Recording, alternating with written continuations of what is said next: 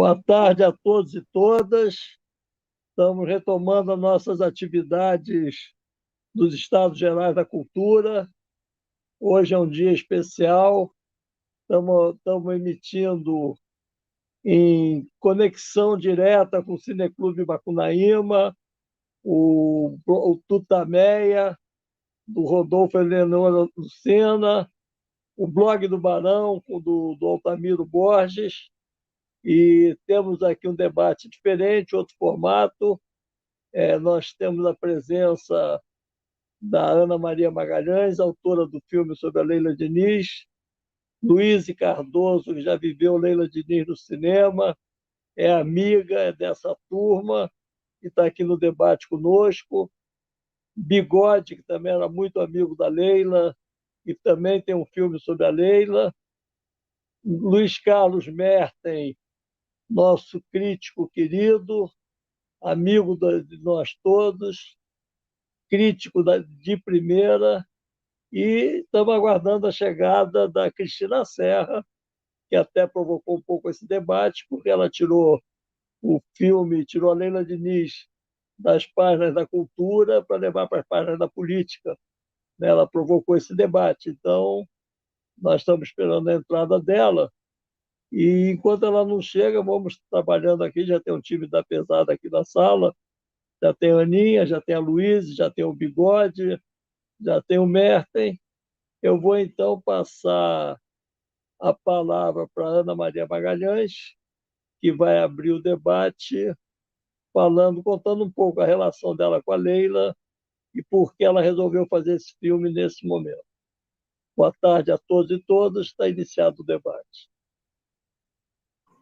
Boa tarde a todos vocês, meus queridos amigos aqui presentes, Luiz, Bigode, Merten, Silvio, todos muito queridos. E eu quero começar assim, na verdade, foi um convite, né? Mas esse convite não era um convite, era uma convocação para fazer o filme da Leila, que veio em 1982. Eu pensei que era um convite, mas não era. Eu fui descobrindo que aquilo tinha que ser feito. E, sobretudo, quando em 2015 eu descobri que o filme estava morrendo, que estava deteriorado, que ia se perder, e ele nunca tinha sido exibido assim integralmente, 1h30, porque quando eu fiz em uma TIC, e uma TIC não dá para passar em lugar nenhum, muito menos na época não se podia passar em cinema isso.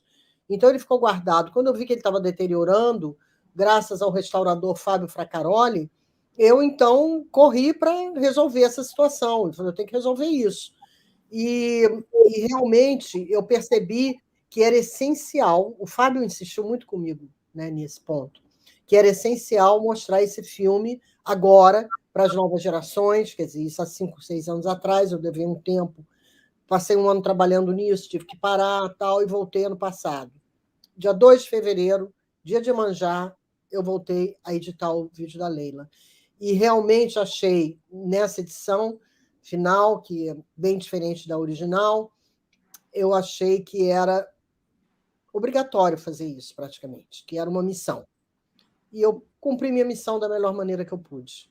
Além da missão, há uma coisa, que é uma relação de afeto muito intensa, porque, de fato, nós fomos muito amigas. E nós fomos aquelas amigas de todo dia. Não era uma amiga que você fala, era amiga de todo dia. Eu morei em todos os apartamentos que a Leila morou desde 1969, quando eu fiquei mais amiga dela, que foi no filme Asilo Muito Louco, que o Bigode trabalhou, era assistente de direção, um filme do Nelson. Nós ficamos no mesmo quarto em Paraty. E a partir daí, bom, a Leila cantava no chuveiro de manhã, eu queria esganar a Leila, porque eu vinha do teatro. E para eu acordar cedo era duro, né? E a Leila pro chuveiro, às 6 horas da manhã, meu Deus.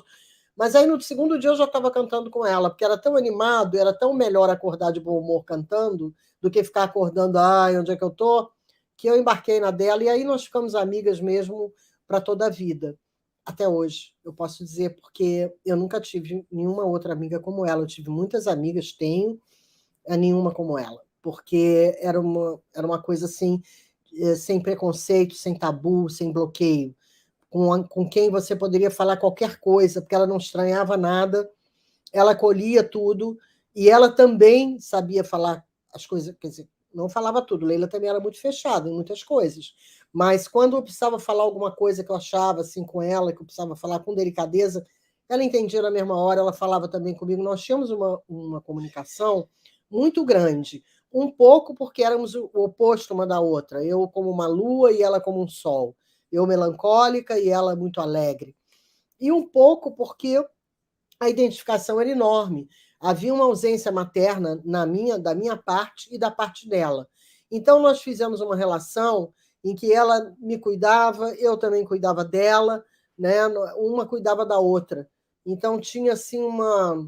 E batalhávamos muito, era muito em função da saúde. A gente tinha muito essa coisa da saúde, naturalmente, não era forçado. Vamos à praia, vamos à sauna, vamos almoçar, uma comida boa, gostosa, sabe? Tinha essa coisa da vida saudável. A gente buscava isso, pegava o carro, ia para a fazenda do Manfredo, ficava lá na cachoeira a tarde toda. Então, a gente quando uma olhava para a outra, estava deprimida, alguma coisa, aí a gente se juntava e para se alegrar e para curtir. Então, é uma amiga inesquecível, é uma amizade que permanece. Às vezes eu me pego pensando o que a Leila ia achar, essas coisas assim. É isso. Cristina Serra já chegou e ela que provocou um pouco esse debate, porque antes de você entrar, Cristina, eu falei que você tirou o filme e o personagem, a Leila, das páginas da cultura e levou para as páginas da política, o que é muito importante nesse momento. Então, eu vou passar a primeira palavra do Merten, que é o nosso decano aqui, o nosso crítico, e depois para você, e aí eu depois passo o bigode para a Luiz. Tá bom? Vamos lá. Merten, suas observações, suas provocações. Sabe que hoje eu fui procurar uma coisa. Eu comecei como jornalista de cinema em Porto Alegre em 1966. E o meu primeiro texto sobre a Leila, na realidade, a descoberta dela, foi através do filme do Domingos, do Todas as Mulheres do Mundo, quando estreou em Porto Alegre. E foi maio de 67. Há 55 anos, exatamente. E desde, digamos assim, os bastidores desse debate, eu tenho ouvido, né, as pessoas que estão aqui, e a maioria conheceu, conviveu, e a Luíse, que temos uma amizade em comum, o Vilmar Ledesma, a Luíse, inclusive, interpretou, foi a própria Leila Diniz. Né? Então, eu acho que as pessoas têm uma visão, talvez, um pouco diferente da minha, que eu só a conheci através do cinema. Mas sabe que eu reli esse meu texto e é um texto muito apaixonado pelo filme do Domingos e pela própria Leila. Né? Aquilo que o Domingos dizia, Leila é fogo. Né?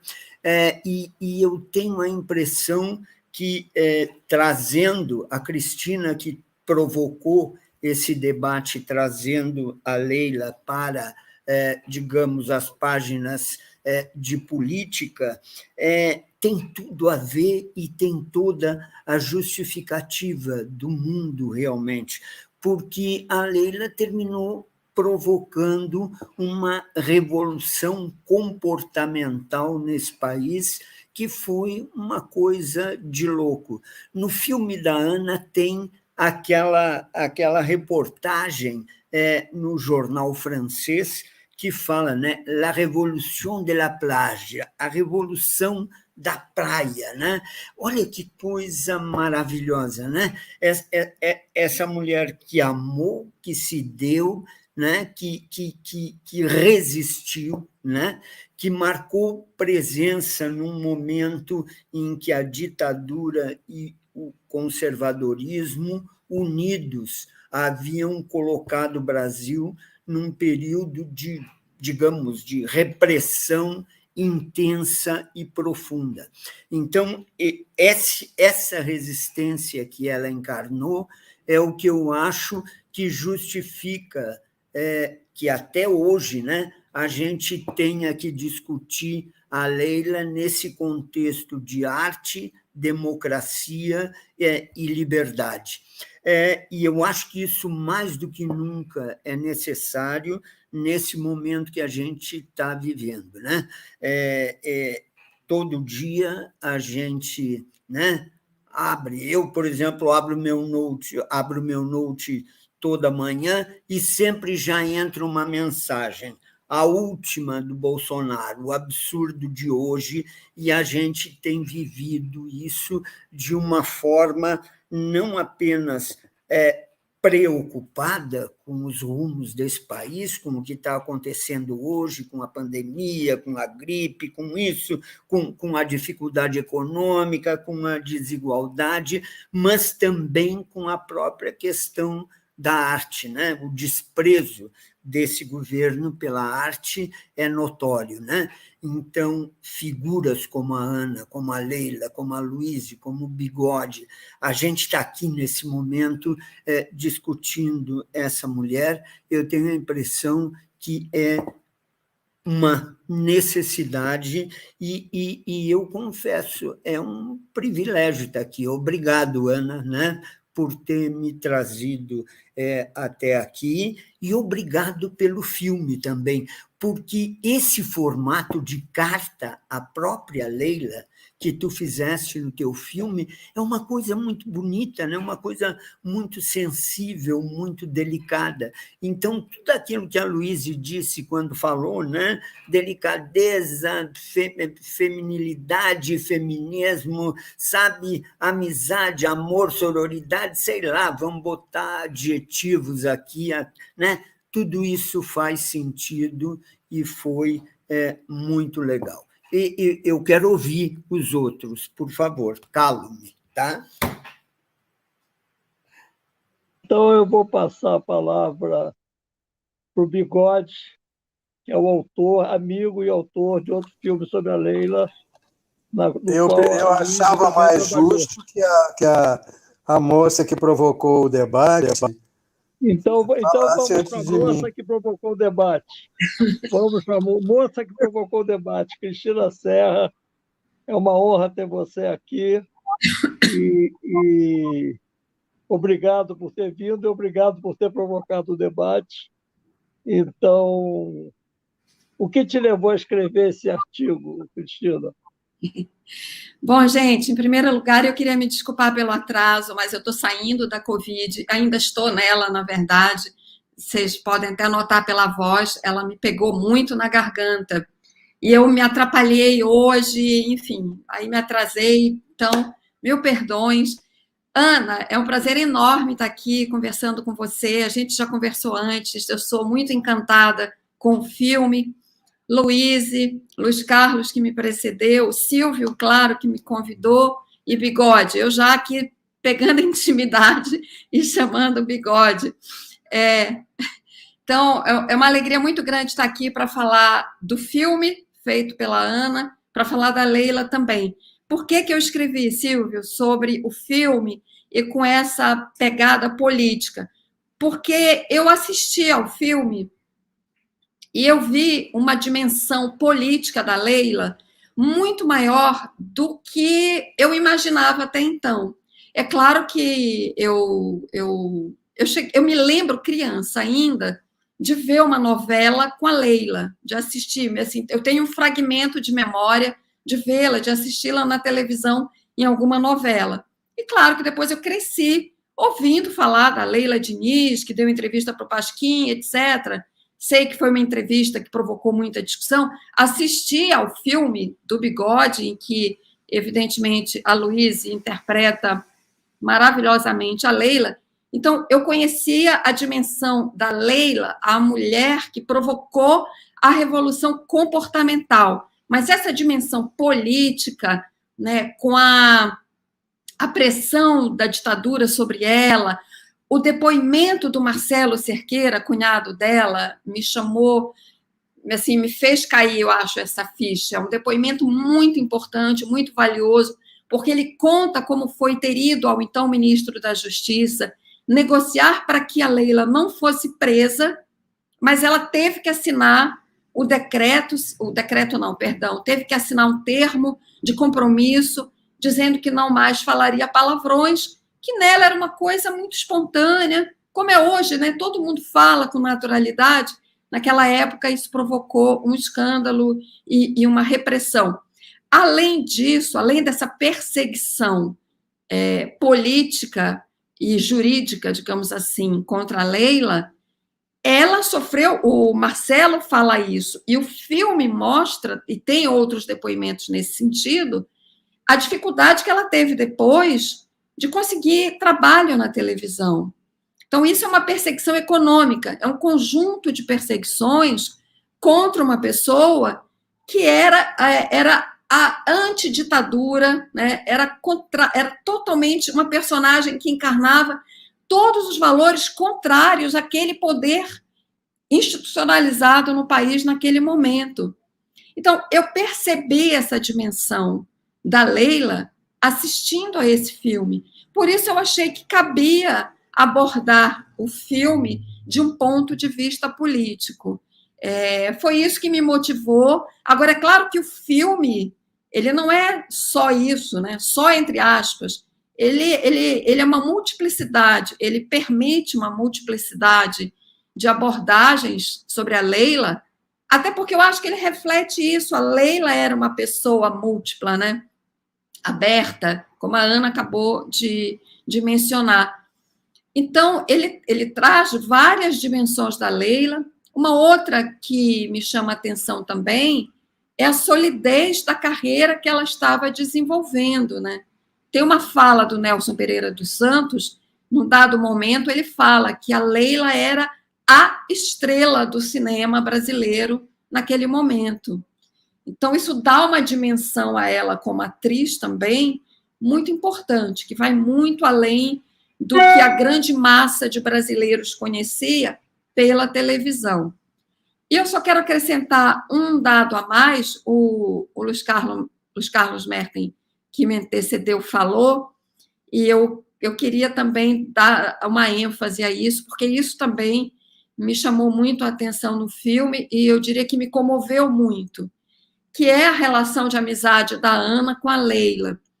E transpor isso para um filme e saber, digamos assim, andar sobre o fio da navalha, que é você falar de uma pessoa de quem você foi tão próxima, mas, ao mesmo tempo, você tem que ter o distanciamento para mostrar essa pessoa nessas múltiplas dimensões para um público amplo. Eu acho isso uma coisa dificílima, arriscadíssima, mas que eu acho que a Ana realizou muito bem e de uma forma muito delicada por meio dessa carta. Ela abre o filme com a carta e termina com essa carta e ela vai assim costurando, né, certamente mais um reencontro dela com a Leila. Eu acho que a Ana deve ter vários encontros com a Leila ao longo da sua vida, deve ter até hoje, com certeza, e teve esse no filme que ela compartilha conosco, de uma forma muito delicada, e eu diria, e por isso que eu destaco, acho que muito arriscada para um diretor, né, de um filme, pela proximidade que ela tem, que ela, enfim, teve em vida com a Leila e tem até hoje, mas eu acho que ela se sai excepcionalmente bem ao ter optado por esse recurso narrativo. Então, eu acho que eu apenas mencionei aqui algumas das muitas qualidades desse filme que me encantou muito. É por isso, era isso que eu queria falar. Obrigado, Cristina. Obrigado por estar aqui conosco. Obrigado por ter provocado esse debate. Depois eu tenho também outras perguntas ligadas a essa questão da arte e da política, mas eu queria passar a palavra. Aí você resolve, Bigode ou Luiz? Quem quiser, toma a palavra. Eu vou aproveitar que a fala da Cristina é o seguinte: esse filme da Ana me emocionou profundamente. Fiquei muito emocionado ontem. É como se vê o cotidiano aí do nosso convívio com a Leila, entendeu? O filme tem uma proximidade que só as pessoas muito íntimas poderiam ter, como a Ana Maria tem. O filme tem uma delicadeza, você falou, mas mais do que isso, ele é uma declaração de amor muito. Aquele final, o Tom Jobim cantando Eu Sei Que Vou Te Amar, e depois entra o Martinho da Vila com aquele samba, aquele lindo que eu nem lembrava mais dele, entendeu? É uma emoção.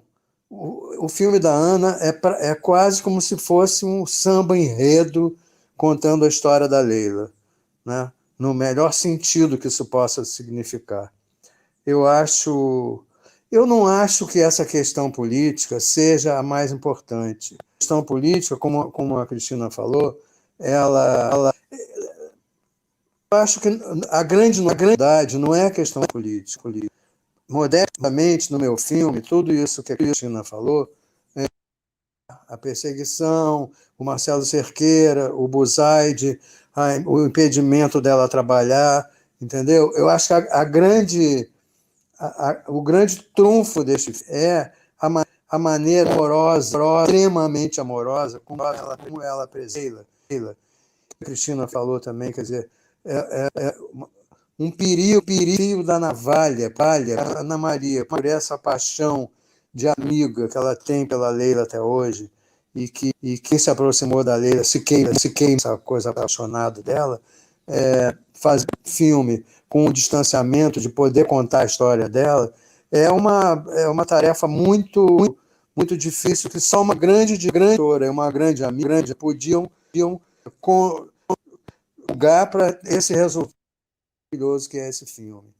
Eu acho que essas questões políticas, quer dizer, a Leila, ela não resistiu contra a ditadura, ao contrário, a ditadura reagiu contra o que a Leila sempre vida, que foi um discurso pela liberdade. Nós éramos garotos, eu era militante do Partido Comunista, assim como o pai da Leila e a irmã mais velha, e a gente tentar fazer a cabeça da entrar no partido, e ela disse que de jeito nenhum, ela não,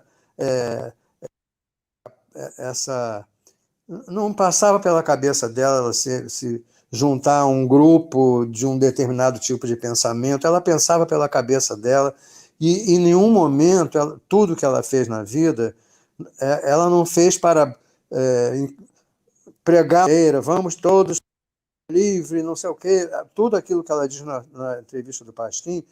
Quando é que o Tasso pergunta qual é a hora da menina perder a virgindade? Ela fala, eu perdi na hora que eu estava afim, isso aqui. Não existe uma ação política, entendeu? E por isso mesmo ela foi perseguida também pelos grupos chamados de libertários antes da ditadura. O comportamento da Leila, tinham muitas famílias que não recebiam a Leila em casa. Eu me lembro que eu andava com ela diariamente, quando nós tínhamos 13, 14 anos, às noites. No filme da Ana tem uma fala muito pequena em que eu digo que ia com ela nos bares e tal, mas na verdade a gente andava junto o tempo inteiro, dormíamos com uma amiga nossa, a Ana, minha amiga de infância, e a gente em várias casas, a Leila foi impedida de entrar. As pessoas não queriam aquela garota que falava palavrão e que transava com os rapazes, entendeu? E a Leila, na entrevista do Pasquim, quem escolhe sou eu, claramente. Na época, entendeu? Ela disse, na entrevista do Pasquim, ela fala, as feministas não gostam de homem, eu gosto de homem, não pode ser assim. Quer dizer, ela tinha, até nessa postura em defesa dos direitos da mulher do feminismo, absolutamente tranquilo, sem esse mau humor. A Baby, a irmã dela, diz no documentário que é lindo, o primeiro filme que se fez sobre a Leila, Marisa Leão, né, que tem no livro da crônica do Drummond, Leila para Sempre Diniz, ela fala que a Leila ela tinha uma de se comportar absoluta qualquer tipo de padrão, mas ela não queria impor um tipo de comportamento a ninguém. Ela não tinha bandeiras desfraldadas, entendeu? E por causa disso, ela foi perseguida, entre aspas, quer dizer, rejeitada pelos grupos autoritários e, consequentemente, pela ditadura, não tem a menor dúvida, a vida inteira, né? Então, ela não resistiu contra a ditadura que a atingiu quando ela disse tudo que ela pensava na entrevista do Pasquim. A ditadura foi em si, a ditadura era tudo do pensamento daquela mulher livre. O que a Leila pregava é o que ela diz no filme do Nelson, que está o trecho no filme da Ana Maria, muito bem colocado, quando ela diz: eu sou a verdade, mas a verdade dela, não é a verdade que os marxistas chamavam de realidade objetiva, não tinha nada disso. Era uma verdade absolutamente subjetiva e que ela não pregava como se fosse um exemplo para seguirem de forma alguma.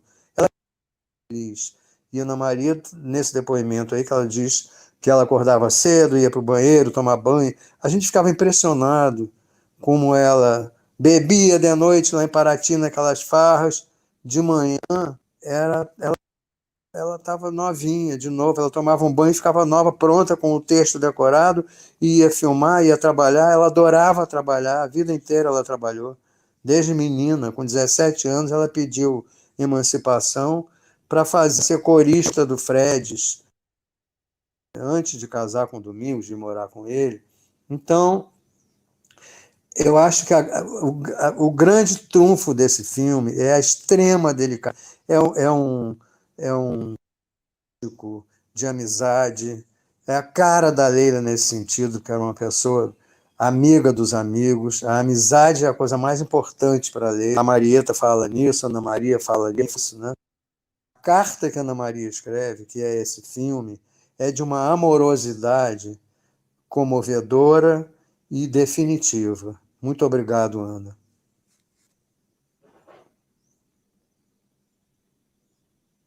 Depoimento lindo, emocionante também. Luiz, agora é a sua vez. Bom, queria agradecer por estar aqui, é um privilégio muito grande, e dizer para quem não sabe que eu não conhecia a Leila como o Bigode e a Ana, de jeito nenhum, não conheci pessoalmente. Eu assistia, quando era criança, as novelas dela e lia a famosa entrevista do Pasquim. E eu queria falar, de novo, o Luiz Carlos já falou, a Cristina já falou, o Bigode já falou, mas eu quero falar do filme da Aninha, que eu só consegui ver ontem, porque infelizmente eu não pude ir no Festival do Rio. Eu acho que esse filme ele tem que entrar em cartaz. Depois eu vou perguntar para a Ana. Para ser visto pelo maior número possível de pessoas. Tem que ir para os cinemas quando puderem fazer isso, porque é de um afeto, é comovente. Eu não quero começar a chorar aqui agora, pelo amor de Deus, que eu sou uma pessoa emotiva. Eu adoro a ideia da carta, acho genial. Estou repetindo o que os meus amigos já falaram, mas eu fiquei muito impressionada como a Ana, porque a Leila tinha morrido há 10 anos só, ela não tinha distanciamento suficiente para fazer um filme tão afetivo, com tanto amor, e não ser nada piegas, nada, absolutamente nada. É lindo o filme, é lindíssimo. E tem vários aspectos, como a Cristina falou, e eu fui ficando muito envolvida pelo filme, e muitas coisas eu já sabia, porque pesquisei no filme do Bigode, mas o filme ele me tocou da ponta do cabelo no corpo inteiro, e o filme é muito físico também. Eu também sou uma atriz muito física, que é da minha geração, de trabalhar com o corpo. Aquela sequência que vocês duas dançam, que é do filme As Bandidas, que eu não sei nem se teve filme, eu não vi esse filme. É genial, e é enorme, e você não cansa de ver, e podia ter até mais, mas está num tamanho ótimo, mas é grande a sequência, as duas dançando, o que diz ali, nessa dança de vocês, as palavras não dizem. Para mim, aquilo foi... que aquilo diz tanta coisa, eu não saberia traduzir em palavras o que é essa sequência. É muito impressionante. E vai chegando o final, fica comovente, sem ser piegas, sem buscar um apelo para o público chorar, mas você chora porque é comovente. E foi a minha primeira Leila, né? Não deu tempo de eu me preparar na época, né? Foi ali, vamos filmar e vamos filmar. Bom, eu não me lembrava até ontem de nada que eu filmei, mas absolutamente nada, nenhuma palavra. Porque tem 40 anos isso, entendeu? O que eu me lembrava era do enorme prazer que eu tive ao filmar essa sequência, que é muito bem escrita, é engraçadíssima, porque ela está debochando da amiga dela, chamando a amiga dela de cansada, porque ela passou a noite toda dando e agora estava sem energia para rebolar a bunda na revista, na peça delas. E a Nina de Pardo, né, o personagem da Nina, fala que passou a noite inteira como um velho. Isso é muito engraçado, gente, muito divertido. É muito bem escrita, eu gosto das 3 Leilas, a parte da ficção com 3 Leilas, é curto, mas não precisava mais, é bom ter 3 Leilas. Então, eu diria que essa foi a minha Leila bruta, a Leila da intuição, que eu não me preparei, que eu não li, que eu não estudei, que eu não li nada. Depois veio o filme do Bigode, e aí fui orientada pelo Bigode, pelos amigos, vi todos os filmes da Leila, estudei tudo. Mas essa foi na intuição. Claro que a Aninha dirigiu a gente muito bem. Isso eu lembro. Eu não lembro exatamente como ela dirigiu, mas eu lembro que ela falou que ela tinha que falar e deixou a gente livre para fazer o que era para fazer. Então, Ana, bote esse filme em cartaz, por favor. Por favor. O Brasil precisa ver esse filme. Não só as novas gerações, as velhas, as médias, todo mundo. E eu concordo com o Bigode nessa parte da política. Embora eu não conhecesse a Leila, mas pelo tudo que eu pesquisei, eu não acho que a Leila fazia nenhuma questão de lutar contra a ditadura, nem nada disso. Ela era o que ela era, e ela dava a opinião dela.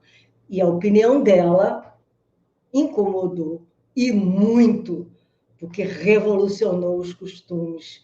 E quando ela falou de virgindade, alguém perguntou, isso é um conselho para as novas gerações? Para as novas e para as velhas. Então, tudo que ela falava batia de frente com esse regime horroroso que existia, e bate de frente com hoje em dia, com esse momento sombra, totalmente sombra que o Brasil está vivendo, sem um pingo de luz.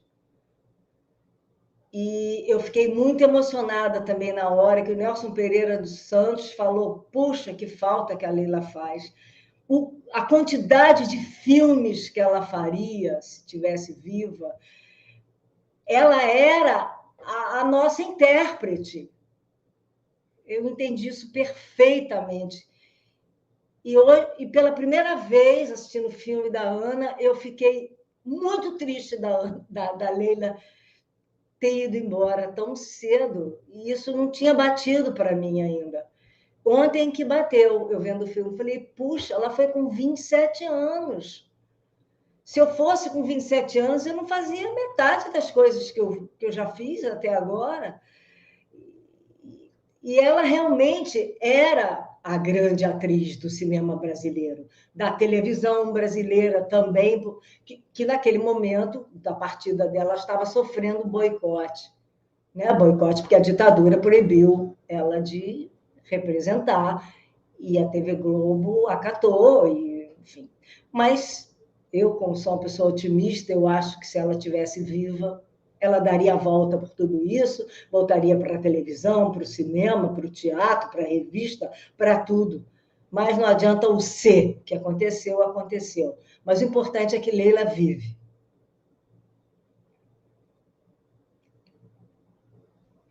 Obrigado, Luiz. Alguém quer fazer alguma pergunta para alguém? Ou eu faço essa pergunta? Taninha quer falar? Eu queria falar. Vamos Posso? lá. Eu queria falar um episódio que me aconteceu que ilustra um pouco a discussão arte e democracia. É apenas uma introdução ao que direi em seguida. Uma vez eu saí com meu pai foi um político, caçado na primeira lista em 64, foi vice-presidente da Câmara, presidente da Frente Parlamentar Nacionalista, milhões de coisas. E eu saí com Gustavo Dal, que era meu marido, meu pai e minha madrasta. Fomos jantar. E aí meu pai disse para o Gustavo assim, a gente pensava que a revolução vinha por um lado, mas ela veio pelos costumes. O Gustavo guardou aquela frase, chegou em casa e falou, nossa, teu pai falou uma coisa tão incrível, porque ele se empenhou tanto, né, na Câmara durante 10 anos, com tantas bandeiras, Eletrobras, criação da Eletrobras, lei de remessa de lucros, que ele foi o maior batalhador dessa lei, tudo isso, mas a revolução veio pelos costumes. Então, o que eu quero dizer é o seguinte, a arte e o poder, eles têm sempre um embate. Ou bem o poder manipula a arte, né? Ou o poder cerceia a arte, simplesmente, se não puder manipular, ou o poder estimula a arte com seus objetivos. Cabe à arte a independência, cabe à arte ser autônoma, cabe à arte fazer aquilo que ela deve fazer, seja ser livre para criar o que bem entender. Então, nesse sentido, é sempre político. Por isso eu acho que, sim, a Leila não ligava para a política, mas ela, imagina, se eu contasse para vocês o que ela escreveu na cédula para votar nulo, é uma pândega, porque a Leila brincava de tudo. Mas ela não ligava, esse negócio de saco. Mas ela tinha uma atitude política, porque quando ela fez isso, eu me lembro que a gente foi para o degrau, o Bigode deve lembrar, a gente foi ler a entrevista do Pasquim, ela estava, olha só, não sei o que, ela ria, porque ela ria da situação, que ela tinha perfeita consciência da situação que ela tinha provocado. Ela sabia muito bem do que ela tinha provocado. Com aquele enfrentamento. Ela sabia que era um enfrentamento. Mas ela não tratou isso assim como uma bandeira. Não era isso. Ela não queria partido, ela jamais seria uma pessoa de partido.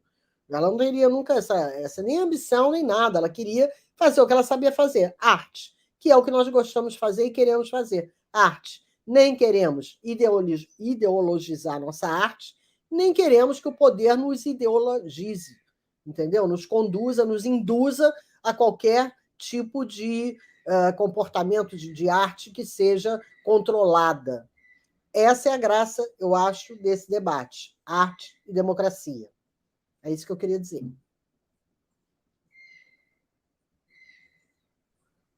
Alguém quer fazer algum comentário em torno do tema, já que o debate hoje é arte e democracia? Eu queria Cristina? só um pequeno comentário. Para concordar e colocar melhor, situar melhor aquilo que eu comentei, é porque o que eu acho, de fato, mais incrível nessa Leila política, digamos assim, que a gente está tratando aqui, é justamente o fato dela não desfraudar nenhuma bandeira, dela não pertencer a nenhum partido e nem querer, né, distância disso, quanto mais distante dela, melhor, é justamente essa mulher sozinha, nos seus 20 e poucos anos, mas pelas suas atitudes, pelo seu comportamento, pelo exercício da sua plena liberdade e da sua verdade, essa mulher ter incomodado uma ditadura da maneira como ela incomodou. Isso é que eu acho mais fascinante nessa dimensão política da Leila, a ponto dela ter provocado o decreto da censura que atingiu a cultura como um todo. Os jornais, a imprensa, as editoras de livros. Então, veja o perigo, entre aspas, né, que ela representou para a ditadura, a ponto de terem que fazer um decreto que ficou conhecido como o decreto Leila Diniz, por causa da entrevista dela. Que a entrevista deve ter sido a gota d'água, tudo aquilo que ela representava, né? Foi o motivo, o gancho ali que eles tiveram para fazer o decreto. E a outra coisa, essa dimensão política dela ainda é tão forte que aí, como a Luísa falou, a atualidade da Leila hoje, agora nesse ano vai fazer 50 anos que a Leila morreu, 50 anos. E, no entanto, ela continua sendo uma personalidade, uma personagem, ou uma mulher, simplesmente, extremamente atual. Por isso, eu me somo aqui ao coro, né? Esse filme tem que ir para os cinemas. Não sei como isso é possível fazer, mas o grande público tem que ter acesso a ele. Ele tem que ser visto de uma forma mais ampla. Eu não sei quanto tempo ele vai ficar no streaming, e eu sei que hoje as pessoas, né, muita gente, o grande público tem acesso ao streaming, mas também eu fico imaginando assistir a esse filme na tela grande. Quando isso for possível, evidentemente, nós ainda estamos num cenário de pandemia. Era isso. Eu acho que essa questão da exibição coletiva, que é o grande barato do cinema, ela está muito complicada, né? Porque mesmo você indo numa sala de cinema, você vai numa sala meia bomba. Quando eu vejo uma fotografia de sala de cinema, dá uma tristeza. Aquele bando de cadeira com aquela cruzinha dizendo aqui você não pode sentar, e aquele distanciamento. Então, o espetáculo coletivo hoje não é o que a gente sonha. E aí eu me somo a você com essa preocupação de que esse filme é um filme que deveria ser assistido coletivamente e ovacionado coletivamente. E aí eu vou perguntar à Aninha se ela tem algum projeto de lançamento, se ela tem alguma estratégia, o que ela está pensando para popularizar esse filme. Bom, realmente, o filme na tela grande, ele cresce muito. É impressionante como ele cresce. Eu fiquei assustada quando eu vi na mostra e depois aqui no Festival do Rio. Agora, ontem ele teve 1.200 visualizações. Quando nós teríamos, em 4 horas no cinema, 1.200 visualizações? Nós não temos essa possibilidade. Então, o que acontece? A questão da pandemia, a questão da distribuição no Brasil, como ela é feita. O filme brasileiro não tem público. Você precisa investir um dinheirão para poder conseguir fazer o mínimo para chegar, né, ao público. Muitos cinemas, agora então com a queda da obrigatoriedade, muitos cinemas não querem nem saber de passar filme brasileiro. O Luiz Severino Ribeiro é um. O filme brasileiro não interessa, ainda mais a Mangueira, em 2 tempos, ele não quis passar, falou que não era do perfil dele. Pronto. Cinemark não quis passar. Então, assim, é complicado. É claro que eu adoraria, porque eu gosto de cinema, eu sou do cinema, eu acho que a experiência coletiva é muito mais forte e o filme na tela cresce muito. Mas eu achei o seguinte, quem financiou foi o Itaú Cultural. Esse filme já nasceu com essa vocação moderna, ele já nasceu sendo vídeo, numa época em que o vídeo era tido como uma coisa menor. Eu não dei a menor pelota e fiz em vídeo. Agora eu pensei, bom, essa é a vocação da Leila, essa é a vocação do filme. Ele nasceu assim. Então vamos para o moderno. Se pintar um distribuidor, não tenham dúvida, eu vou correndo lá distribuir com ele, botar no cinema e vou batalhar. Agora eu não vou sair correndo atrás numa época de pandemia, em que não há salas de cinema disponíveis para o filme brasileiro com esse governo, sem dinheiro, para botar 5 gatos pingados, se num 4 horas de streaming se consegue colocar 1.200 pessoas. é um problema, mas é isso, né? Então a gente tem que pensar que, infelizmente, é desse jeito. Agora, eu queria falar também uma coisa que vocês falaram, a Cristina falou, e o Bigode, esse negócio do distanciamento. Isso foi realmente uma coisa que se colocou logo no início, em 1982. Eu não quis aceitar esse convite por causa disso, pensando eu não tenho distanciamento dela. Mas depois me convenceram, dizendo que a família só aceitava se fosse eu fizesse. Então, eu não sei se é verdade ou não, mas foi o que o Luiz Sérgio me disse, então eu falei, tem que fazer, eu não vai deixar de fazer por causa disso. Aí fiz. Mas, assim, quando eu fui reescrever agora o texto, porque, na realidade, a Leila me escreveu aquela carta que está no início, quando ela chegou no Tahiti, indo para a Austrália. Depois ela me mandou um cartão que eu procurei muito ultimamente, não encontrei. E uma carta que estava na mala, que o Marcelo trouxe para mim, que essa carta sumiu.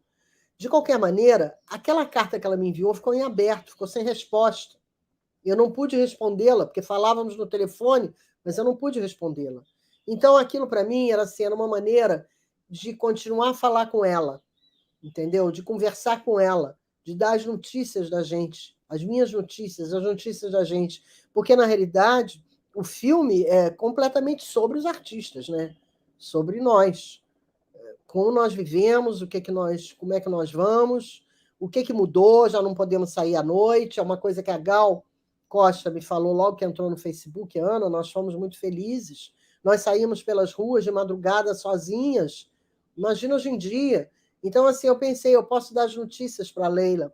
A televisão é uma pena não ser a cores, que ela sempre gozava, as apresentadoras todas falavam, é uma pena que a nossa TV não seja a cores. Aí eu quis dizer para ela que agora é cores, é cabo, é streaming, é rede social, é tudo. Assim, eu tinha a necessidade de contar para ela. Doeu escrever o texto. Eu tive que me concentrar muito, pensar, reescrever, gravar no banheiro, botar na edição, voltar, ir. Foi uma coisa assim, mas foi. Quer dizer, eu consegui falar o que eu queria para ela, e que era também uma narrativa para o público, porque é double face, é para ela, mas é para o público saber o que estava acontecendo, não é, naquela altura. Então, tem essas duas coisas. Agora, eu sou muito fria nessa coisa do trabalho, né? Eu fico olhando o corte, eu fico olhando não sei o que da edição de som, eu fico vendo tudo que é defeito, tudo que pode... Blá, blá, blá, blá. Então, é muito difícil me comover. Só que esse filme, às vezes, me comove muito. Hoje, quando vocês começaram a falar, eu fiquei morrendo de vontade de chorar. Porque em nenhum momento eu posso me dar esse direito, porque eu tenho que prestar atenção no que está ocorrendo. Então, quando eu relaxo no cinema, como no Festival do Rio, um momento lá, tem momentos que me dá muita vontade de chorar, porque fico com muita saudade. Mas eu fico muito feliz porque, de alguma forma, eu trouxe a Leila de volta, eu trouxe a Leila para a gente. A Leila é nossa. A ditadura não vai nos tirar a Leila. É isso.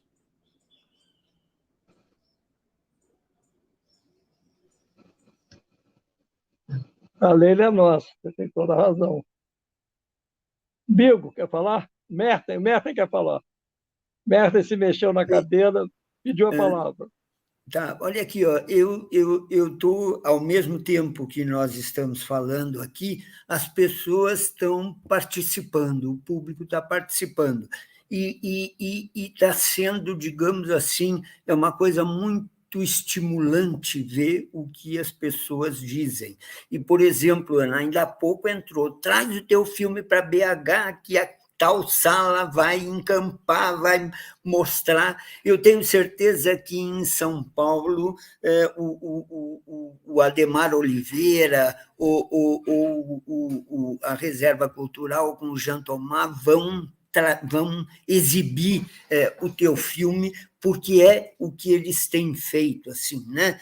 Trazer o cinema brasileiro para um espaço que, infelizmente, continua formatado para o filme estrangeiro.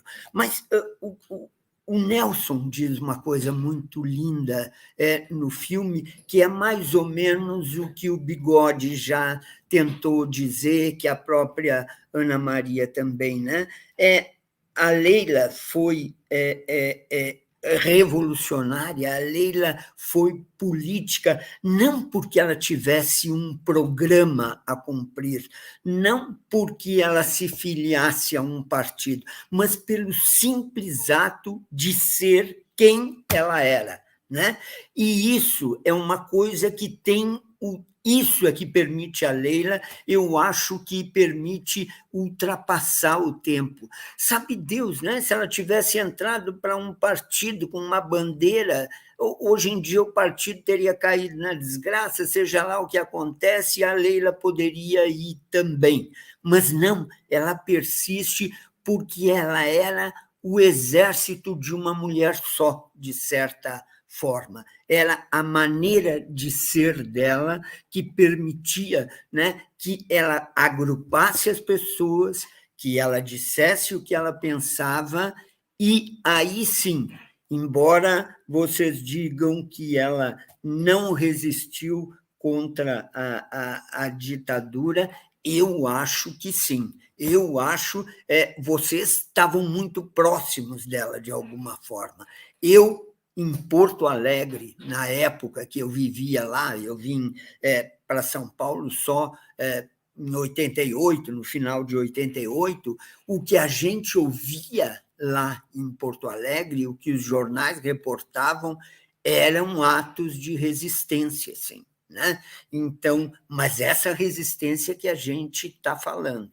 E o que eu acho mais importante de tudo no documentário da Ana é que toda a luta da Leila pode ser colocada em duas palavras, né? Verdade e liberdade. E não existem coisas no Brasil atual que metam mais medo, né? A gente vive um país onde as tentativas de cerceamento da liberdade, onde as fake news, onde o falso virou, né, uma espécie de controle das mentes. Então, eu acho que essa história de que a Leila personificava a verdade e a liberdade, isso já faz dela uma figura revolucionária. E no Brasil atual, então, nas circunstâncias que a gente está vivendo, mais ainda, a Leila é a nossa mulher nesse momento. Agora ela pode virar bandeira como liberdade, como verdade. Leila, vamos com Leila, alguma coisa assim. Eu me emocionei muito, eu sou um chorão, sabe? Eu não tenho. Eu disse que eu vi o filme o Todas as Mulheres do Mundo e escrevi sobre o filme há 55 anos. Eu sou um cara de 76 anos. O que eu tenho a perder hoje em dia se eu fico chorando, manifestando as minhas emoções? Tem muita coisa no filme que realmente me fez chorar, mas me fez chorar pela consciência do que a gente perdeu nesse tempo todo, do que, mais até do que a gente perdeu, o que a gente precisa recuperar. Recuperar. Verdade, liberdade, vamos recuperar tudo isso. Pronto. Adorei, Merten, adorei. Super lindo. O Paulo César Tomás, de Belo Horizonte, diz para a Aninha levar o filme para o Belas Artes de lá, que ele garante uma semana de sala lotada. Vamos espalhar isso por aí. É verdade. Eu concordo inteiramente com a fala do Merten. Eu acho que não precisa ter uma bandeira, carteirinha de partido para representar realmente uma luta libertária, como eu acho que a Leila representou para a minha geração. A Leila era uma figura incrível, eu não tive esse contato que o Bigode teve, e nem que a Aninha teve, mas eu tenho duas pequenas histórias com ela muito lindas. Eu comecei no cinema como assistente do Paulo Alberto Monteiro de Barros, o Arthur da Távola, que estava voltando de 4 anos de exílio no Chile. O Zelito convidou ele para dirigir um filme pela Mata. Ele fez o Fantasia para Ator e TV. O ator principal foi o Marcelo Cerqueira, que era um advogado, tinha sido vice-presidente da UNE, não tinha nada com cinema, mas o Paulo Alberto encasquetou que ia ser o Marcelo, e o Marcelo foi o ator. E o Paulo Alberto, por aquela questão da UME, metropolitano e tal, se relacionava muito bem com eles todos. Então, quem canta a trilha sonora do filme é a Nara Leão. Ela canta uma música que foi composta por um vizinho nosso na Raimundo Correia, o Paulo Batata, que hoje é o Paulo Coelho, e a Leila Diniz faz uma participação especial, a grande Leila já, eu estou falando para vocês, de 68, ela já tinha feito o Todas as Mulheres do Mundo, ela já era badaladíssima, mas ela fez uma participação para dar uma força para o Paulo Alberto. E nesse mesmo ano, ela topou ir a Jacarepaguá para inaugurar o Cineclube Leila Diniz. Fomos num Fusca. O dono do Fusca, o diretor do Cineclube, eu, a Leila e o Toquinho. E isso era uma viagem louca. A gente saiu da casa do Alex Vianney no Leblon, atravessou o Rio de Janeiro inteiro. Jacarepaguá era zona rural naquela época, para inaugurar o Cineclube Leila Diniz, e ficou lá numa boa. Então, essas são as lembranças super carinhosas que eu tenho dela. E ela topava fazer essas coisas. Então, ela era uma figura realmente de outro mundo. E ela falava dessas coisas todas com naturalidade. Nessa viagem, das coisas que eu me lembro, ela comentava com muita alegria que ela adorava beber chopp no Bunda de Fora. Não sei se era no Leblon, no Ipanema, mas ela falava disso. Era muito lindo.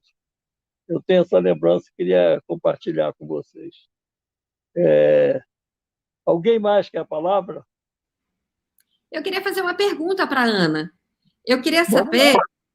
é porque o filme além de estar no streaming, ele foi exibido em festivais agora, o de Brasília, o do Rio. Eu queria saber o que tem chegado a você, como é que o público tem recebido o filme, enfim, qual é o retorno que você tem tido das pessoas que assistiram ao filme? Na Mostra de São Paulo, a primeira sessão, a sessão noturna, não tinha muita gente. Mas tinham pessoas, assim como a Sara Silveira, produtora, que quando acabou o filme, ela fez um discurso dizendo que o filme era a história da vida da gente, que esse filme tinha que ir para o Cannes Classics, que o filme tinha... Eu falei, gente, a Sara já está lá em Cannes. Fez um discurso. Humberto Martins, que é um editor assim fantástico, que eu não conhecia, mas sei que ele é um editor fantástico, chorou. Então, assim, foi um negócio que me assustou um pouco, porque eu não tinha ideia, entendeu? Para mim, eu estava ali dentro de casa, fazendo aquela edição em casa, e às vezes remotamente também, já no final remotamente, com algumas falhas que ficaram, que eu gostaria de acertar, mas não deu. Então, eu não tinha, nunca tive ideia do filme que eu tinha na mão, na realidade. Porque aí era a minha proximidade com a Leila que atrapalhava a visão de saber que filme era. Era para mim, era ainda a carta minha para Leila, era ainda o que eu queria dizer a ela, era ainda a manifestação do meu afeto que ficou preso, porque cortaram, ela não voltou, né? Ela não voltou, eu estava morando na casa dela, ela não voltou. Então aquilo para mim foi um horror. E aí eu estava ainda com isso. No Festival do Rio, aí foi um delírio, porque o Rio é a cidade que a Leila viveu e escolheu, né? Ela nasceu em Niterói, mas porque tinham amigos da Leila, né? Tinham as amigas da Leila. Então, o que aconteceu foi uma choradeira total e uma comoção. Mesmo gente que não conhecia a Leila chorou muito e me falava: você me fez chorar, você me fez chorar. E aí, quando nós acabamos, eu tinha levado um champanhe para as amigas da Leila, porque eu não estou morta, né? Aí eu deixei lá num bar ali em frente ao Cine Lagoon, combinei de comprar um vinho para poder o cara guardar na geladeira. E aí chamei a Beth Faria, a Maria Gladys e a Vera Barreto Leite, com respectivo neto, filho, aquela coisa toda, que nós estamos sempre com um bando, né? E vamos tomar champanhe. O champanhe acabou em 5 minutos, tinha também o pessoal da equipe. E aí abre logo o vinho que eu já comprei. Bom, isso foi indo, o filme acabou às 7, eu saí de lá 1 da manhã. Ficou todo mundo numa alegria, noite inesquecível. Ainda chegou o pessoal do Júlio Bressani, do filme do Júlio, que também é amigos nossos, e aí virou uma coisa, mas numa alegria, numa felicidade. Então, a reação do público em Brasília não foi virtual, embora tenham me dito no festival que foi um grande sucesso. Mas no Rio, Festival do Rio, que era pessoal, era presencial, nossa, foi uma coisa assim fantástica. Inclusive, quando fala que ela assinou o termo dizendo que não ia dizer mais palavrão, é sempre uma gargalhada no cinema. É sempre uma gargalhada, porque é um absurdo. Embora ela tenha ficado abatida com isso, ela chegou, me lembro que a gente se encontrou logo depois dessa vinda dos infernos, o Técio Lins e Silva estava no cinema. O Técio me levou naquela mesma delegacia para depor um ano antes. Em 1968, o Técio me levou lá. Então, quando ele falou comigo, eu falei, Técio, você lembra aquela vista da Praça 15? Que o Técio tem uma história com a Camila Amado maravilhosa, que ela deu um depoimento lá, né, para esse delegado. Aí, quando acabou, ela falou para ele, adorei contracenar com você. Então, ele adora essa história. Então, nós contracenamos, eu com o Técio, 68, a Leila com o Marcelo Cerqueira, 69. Mas ela chegou muito abatida por ter que assinar um termo se contradizendo, né, contradizendo as suas verdades. Esse era o caráter da Leila. É aí que você vê que existe, sim, uma resistência política. Ela estava fazendo aquilo que ela queria e tinha o direito de fazer. No momento que ela teve que negar esse direito, ela ficou muito arrasada com isso.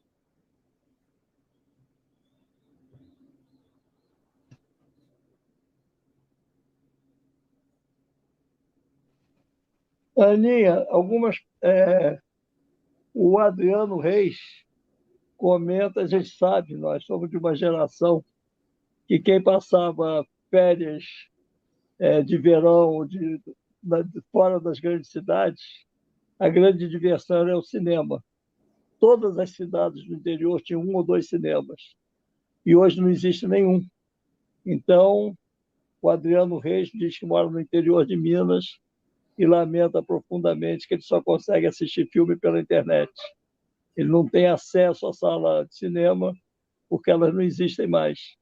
Elas estão sequestradas dentro dos grandes shoppings em 9% do território brasileiro. E aí ele lamenta. E uma outra pessoa pergunta, né, várias pessoas perguntam se ele vai continuar no streaming do Itaú e por quanto tempo. Bom, ele passa hoje no streaming do Itaú ainda. Ele retorna em 25 de março, que é o dia do aniversário da Leila. Aí ele retorna, inclusive, com outros filmes dela, como O Corisco Diabo Louro, O Homem Nu, do Roberto Santos, e A Madonna de Cedro, que ela está linda e tem um elenco espetacular, que é Cleide Diáconis, Leonardo Vilar, Anselmo Duarte, Sérgio Cardoso. É um elenco assim estelar. E ela está realmente deslumbrante, a Leila, nesse filme. E então eles vão fazer essa mostra, esse ciclo, né, com esses filmes, em março.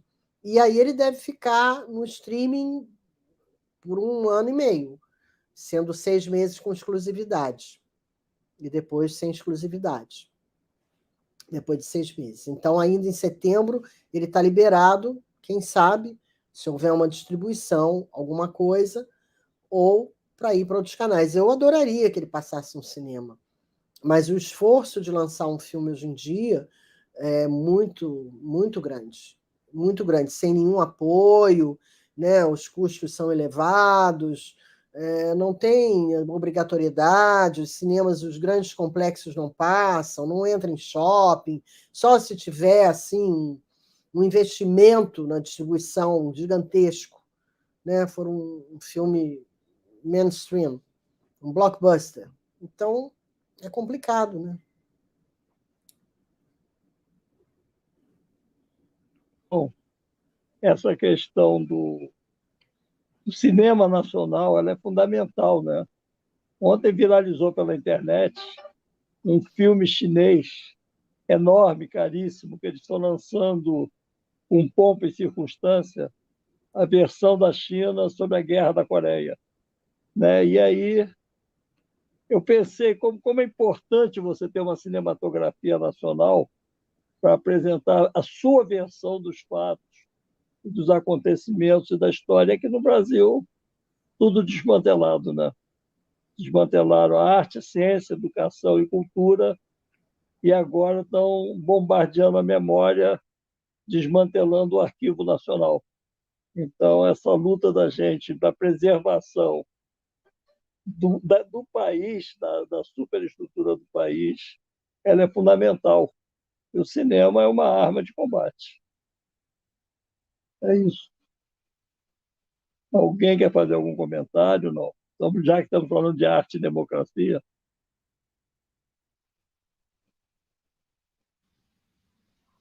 Eu queria Então, saber, eu vou lançar uma pergunta. Vocês sabem, vocês já repararam, eu sou muito perguntadeira, né? Isso é vício de jornalista. Eu queria jogar uma pergunta, já que tem vários realizadores aqui. Eu acho que eu sou a única pessoa assim de fora, digamos assim. Por onde começar? Depois que esse governo horroroso acabar, essa zona de sombra que a Luíse falou muito bem, essa sombra, ela vai embora, ela vai sair. Quando isso acabar, começa por onde? Porque o cinema é, de fato, acho que foi, né, de uma certa forma, é isso que o Silvio falou, é muito importante para a identidade nacional, inclusive, né? A gente se vê no cinema. Quantos filmes a gente assistiu, filmes nacionais? Eu senti isso várias vezes assistindo a vários filmes, que eu olhava, eu me via ali, né? É o Brasil que eu conheço que estava na tela. Enfim, e o Silvio já falou do tamanho da catástrofe, mas vai ter que recomeçar. Começa ou recomeça por onde? No cinema, eu quero dizer, no cinema, que é a área de vocês. Então, nós vamos começar dizendo o seguinte: quando o Trump estava no poder, ele conversou com o Bolsonaro para liberar a AT&T. A AT&T está sempre no Brasil. Em 1964, era o problema da empresa que o Brizola encampou lá no Porto Alegre, lá no Rio Grande do Sul. A AT&T está em todas. E ela está também aí, negócio de Sky, não sei o quê. Então já começou esse papo lá do Trump com o Bolsonaro, ou seja, o Bolsonaro modificou a nossa lei da obrigatoriedade da TV a cabo e da abertura para o capital estrangeiro, especialmente para o capital americano, que é sempre por aí, entendeu, Cristina? Nós tivemos várias vezes sapato trocado por filme, café trocado por filme, em cada governo. No Getúlio era o café, no Mário Henrique Simons era o sapato. Nós estamos sempre com moeda de troca com os americanos, porque o nosso mercado é muito interessante, é muito grande. E nós temos, agora com esse Homem-Aranha, 95% das salas do cinema brasileiro, que já são poucas, passaram o Homem-Aranha. Então, qual é o espaço que sobra para o filme francês, italiano, porque não existe só o cinema americano, né? O filme oriental, o filme brasileiro. Então, nós já temos esse problema. Agora, o Mário Frias está lá em Los Angeles. Ele foi, não levou o presidente da Ancine, não levou o secretário do audiovisual, foi lá com aquele outro PM lá, Porciúncula, da Secretaria do sei lá do quê. E foram lá, eles, com as arminhas deles, né? Foram lá conversar em Los Angeles. O que será que eles conversaram? Quando a gente abrir essas gavetas, a gente vai descobrir um monte de acordo que prejudica enormemente o nosso cinema. Porque em qualquer país do mundo existe uma proteção. A França, quando acabou a Segunda Guerra, voou. Quando viu o que os Estados Unidos fizeram na Alemanha, com a UFA, a França voou e fez um monte de acordo. A Netflix, na França, passa abaixo. O contrato que eles fizeram, a França falou, não, aqui não. Eles financiam um monte de coisa. A França gosta de botar muito imposto na área negócio de cinema, e isso cria um volume de dinheiro para poder as pessoas trabalharem. Aqui não, entra todo mundo, não tem regulação do VOD, não tem regulação. A internet não paga Condecine. Eu pago para botar na sala, pago para o DVD, pago para TV a cabo, a internet não paga, a Netflix não paga, a Amazon não paga. Então, existe, hoje, inclusive, hoje em dia, e antes também, na época do Temer, o Conselho Nacional de Cinema dá assento a motion pictures, a Netflix. Quando um país vai dar assento a estrangeiros no seu Conselho Nacional? Quando? Então, assim, nós chegamos realmente no fundo do poço. Porque quando chega nesse ponto, para você subir de novo, vai ter que desfazer, vai ver que acordos fizeram, que história é essa, vai ter que limpar essa área, vai ter que lutar contra forças que estarão aqui representadas querendo manter essas coisas e até ganhar mais. E vai ter que ver também como é que está esse negócio de fundo setorial, Ancine, toda essa Secretaria do Audiovisual, Lei Rouanet, Lei do Audiovisual. É um trabalho gigantesco para quem for tomar de volta, entendeu? Porque foram políticas públicas construídas ao longo do tempo, e nem todas conseguiram ser plenas, como é o caso da lei da cota de tela, que determina um número de dias para o filme brasileiro passar, porque, afinal de contas, nós estamos no nosso mercado. Se a gente não pode passar aqui, como é que faz? Então, assim, nós vamos ter um trabalho gigantesco e vai ter um enfrentamento.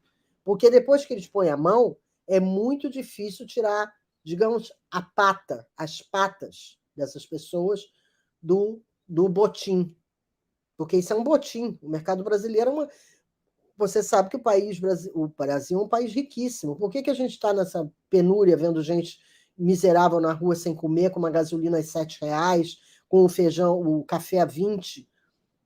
Não é? Então, assim, nós estamos encalacrados, vai ser complicado. Vamos ter que ter alguém na cultura, e eu acho que esses candidatos têm que começar a pensar nisso, de muito pulso, com um programa muito forte, e buscar apoio onde estiver para poder dar um contra-vapor e um chega para lá. E eliminar certas coisas, senão a gente não vai sair do lugar. Essa é a triste realidade, Cristina, do cinema no Brasil, e é muito antiga. Vem de muitos anos. O presidente único que não recebeu a Motion Pictures foi um senhor chamado Ernesto Geisel. E eu sei disso porque meu marido, na época, Gustavo Dal, era superintendente de comercialização da Embrafilme, era o distribuidor da Embrafilme. E o Geisel falou, não, vá falar com o meu ministro Ney Braga. E o ministro Ney Braga falou, vá falar com o presidente da Rio Filme, da Embrafilme, Roberto Farias. E aí ele teve que... O cara da Motion Pictures, que era aquele lá que estava no avião, Silvio, com o Lyndon Johnson, quando o Kennedy morreu. Aquele lá, lembra dele? Jacques Valente. Jacques Valente, trabalhava com o Lyndon Johnson. Ele vinha aqui, Cristina, na maior vontade, ele recebido por todo mundo, fazia o que queria. Entendeu? Então, o Geisel disse que não, porque o Geisel tinha criado a Embrafilme, o Geisel era nacionalista. E a Embrafilme teve um resultado excelente de bilheteria. Virou a maior distribuidora da América do Sul e com filmes brasileiros. Foi um trabalho aí que começaram a fazer, bombardear com notícia no jornal, corrupção, mas não sei que um monte de coisa, até terminar. Mas o Geisel fez o Jacques Valente ser recebido pelo Roberto. E aí o Gustavo ainda entubou a lei do curta, que obrigava cada filme estrangeiro a passar um curta-metragem brasileiro, que foi uma grande vitória, porque isso cria linguagem, experimentos, dá dinheiro para os pequenos filmes, né, para essas pessoas poderem fazer outros. Em suma, aumenta, né, a produção, dá força, dá sustância à produção. E aí o Geisel foi genial, mas tem que ser uma política assim, de peitar, porque senão não dá. Filme na distribuidora, o único no planeta Terra que o Roger Rabbit na bilheteria foi no Brasil, porque o Gustavo lançou junto Os Trapalhões, que ficou campeão de bilheteria.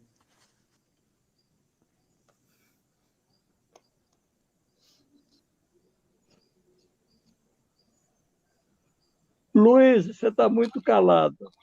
Como é que você vê o cinema? Deixa eu te provocar. Como é que você vê o cinema nacional hoje? Não, deixa só eu falar uma coisa antes que eu acho. Fala, Merten, fala. Eu acho importante. A Ana já nos deu uma aula agora, né? E foi uma aula não apenas brilhante, mas baseada naqueles conceitos de verdade e liberdade que a gente tem falado aqui nesse debate. Mas quando a Cristina lança essa pergunta, como nós vamos recomeçar, eu não posso deixar de pensar no que ocorreu no governo do Collor, né? Quando houve aquela política de terra arrasada em relação à Embrafilme e a tudo o que ela representava. Não havia cinema brasileiro, não havia recursos, não havia circuito, não havia nada. Então, houve um movimento de curta-metragistas que começaram a fazer o cinema brasileiro naquela bitola. E houve naquele formato, perdão. E houve uma mulher, essas mulheres são danadas, né?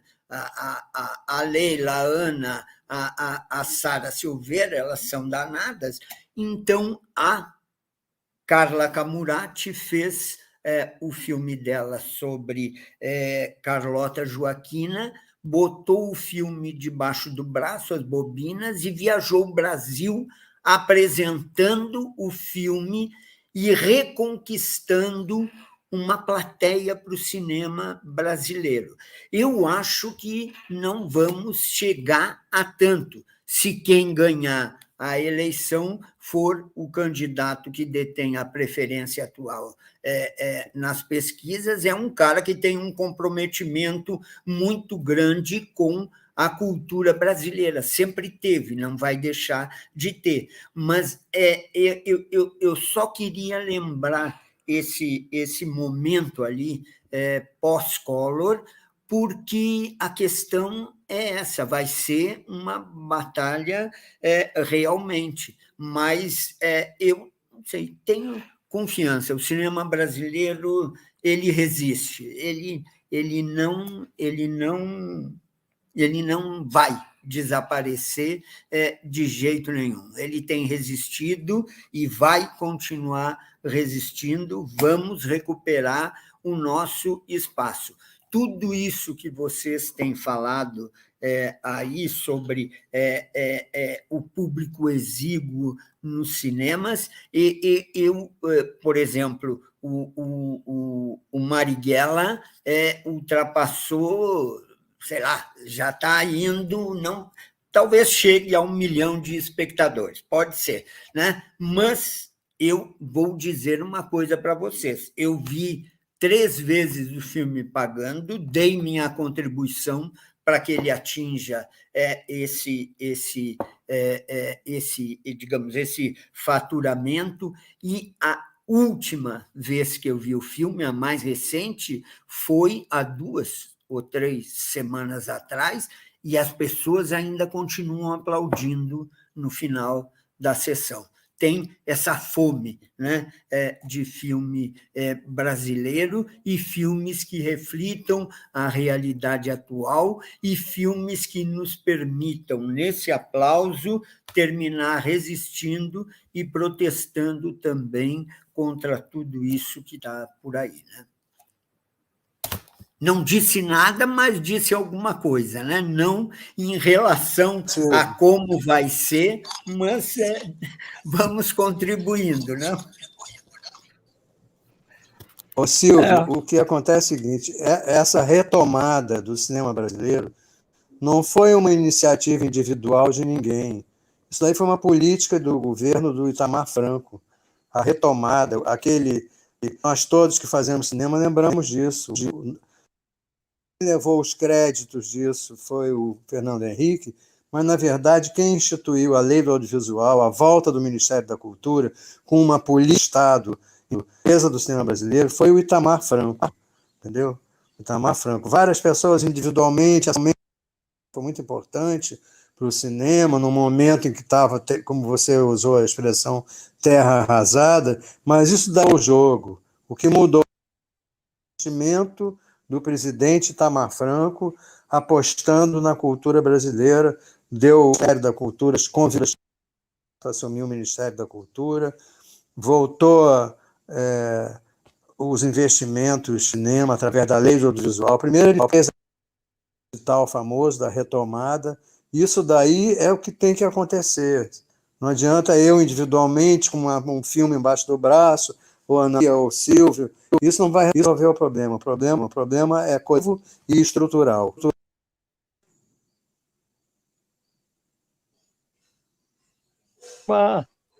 Teve uma briga para isso, né? Tinha um dinheiro que Muita estava briga. retido no Tesouro, aí montou-se um grupo. Eu me lembro do Marquinhos Outberg nessas negociações, né? Indo conversar com o Itamar, aí o Itamar liberou o primeiro edital, aí começou-se a fazer o cinema.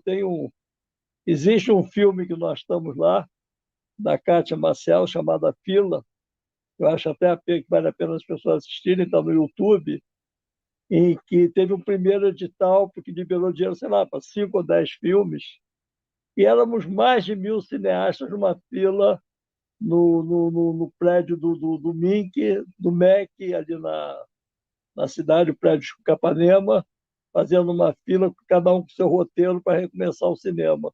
Então foi uma luta que começou ali, e é daqueles editais começou-se a fazer filmes, foram 5 por ano, 10.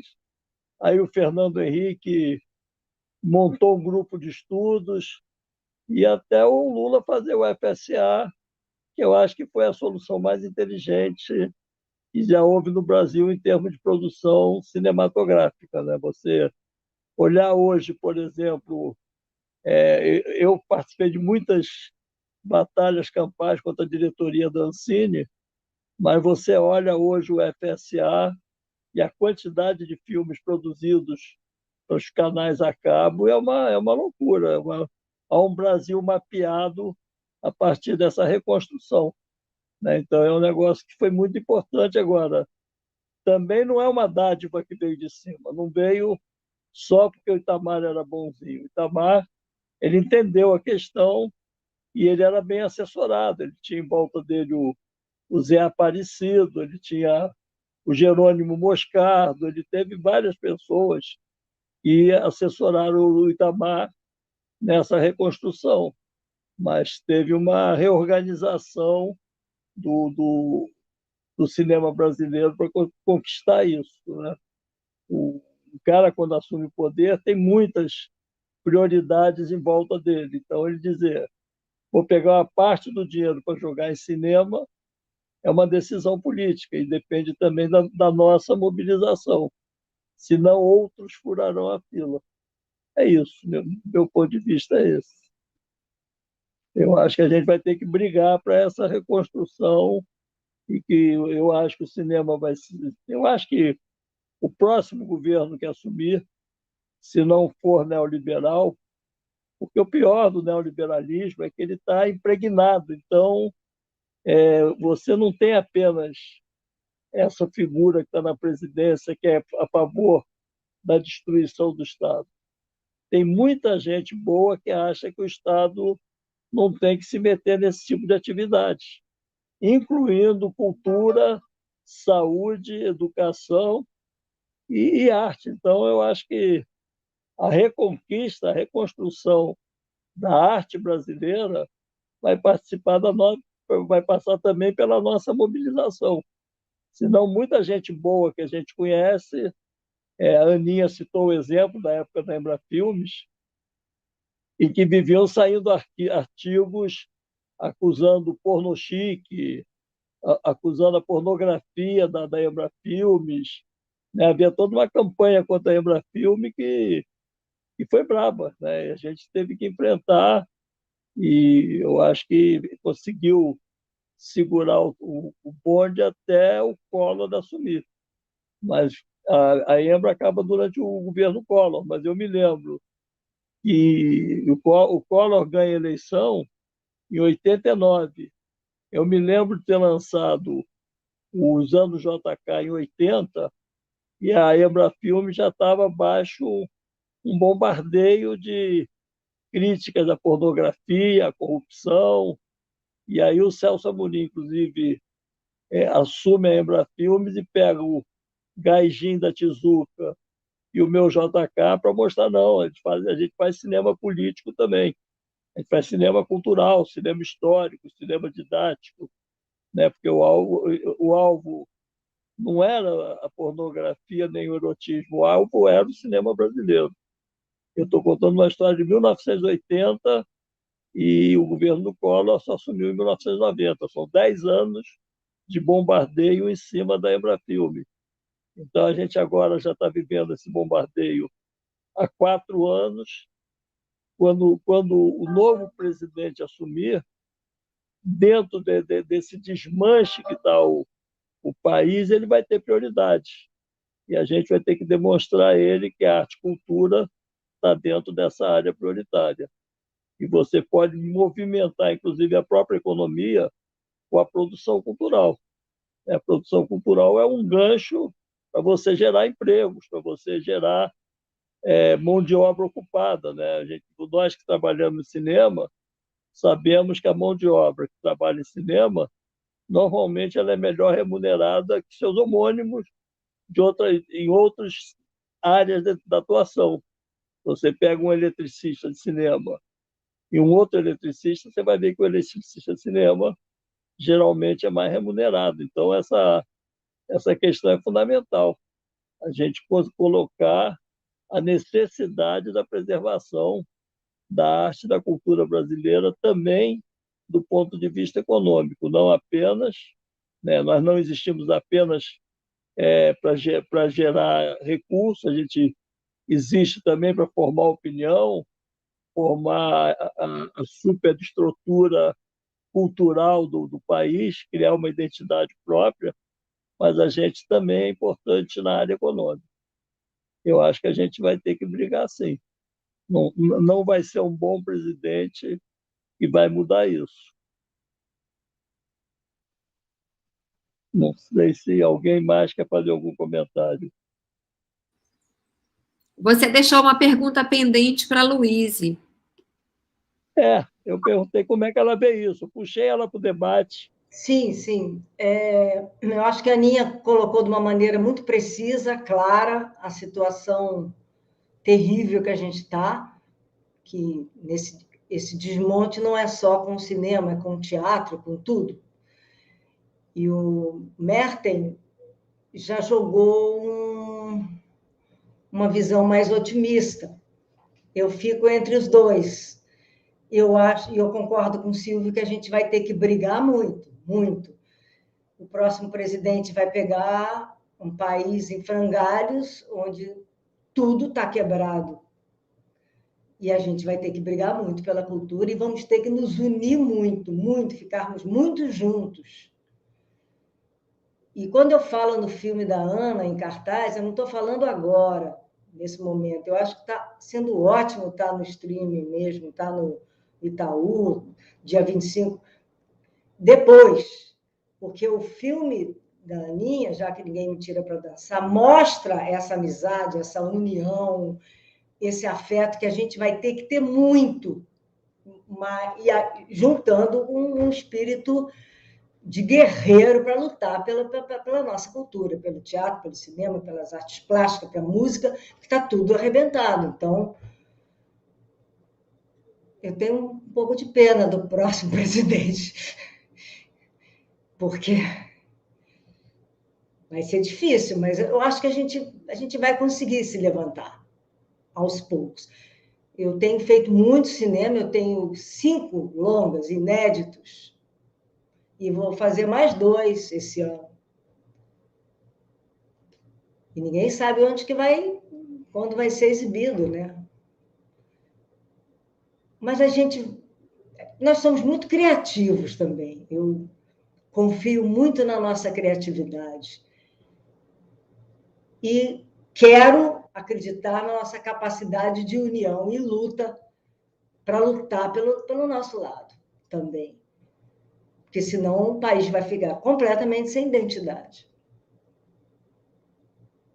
É isso. Eduardo, o meu irmão Eduardo Tornag veio em socorro para dizer, por isso os americanos lutam tanto pelo seu cinema, porque eles sabem aonde os filmes americanos vão, os produtos americanos vão atrás. Então é isso. Quem mais? Quem pediu a palavra? Ninguém pediu a palavra? Então, a gente tem alguém que queira falar, podemos começar a fechar o debate. Como é que a gente faz? Então, gente, eu vou abrir a palavra para as conclusões finais, para as despedidas. Já são 6h34, 1h30. O debate já dá para a gente começar a se despedir, né? Então, vou começar na ordem inversa. Vou começar pela Cristina Serra, que provocou o debate, e a Aninha fecha o debate. Olha, bom, acho que o debate foi super bacana e eu acho que, acima de tudo, que fica dessa nossa conversa, claro, além de poder conversar sobre o filme da Ana, que foi o motivo que nos trouxe aqui, né, Já que Ninguém Me Tira para Dançar, que é um filme absolutamente encantador, inspirador, de muitas formas, né?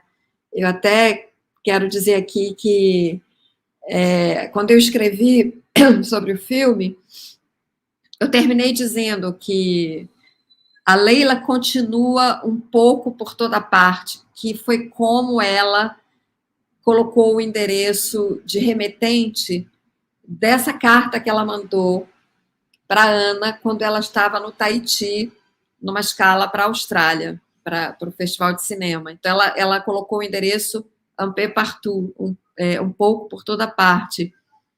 E quando eu escrevi, eu disse que a gente assistindo ao filme, a gente vê que a Leila continua aí um pouco por toda parte e um pouco em todas nós, porque todas nós somos herdeiras da Leila Diniz. Então, por isso e por tudo que a gente comentou aqui, enfim, sobre o filme, o filme é muito inspirador e falar sobre o filme também e eu acho que vai nos dando ânimo e força para a gente enfrentar essa travessia que a gente espera que termine no final desse ano, termine em outubro na eleição, mas, de fato, a travessia só termina com a posse do próximo presidente. E eu queria dizer também que não só o filme em si, mas a história do filme, né? A história por trás do filme, que é o fato de ter sido um filme que começou em 82, com uma série de dificuldades, faltou grana, usou câmera emprestada, aí o que filmou não era compatível com outros sistemas para depois copiar.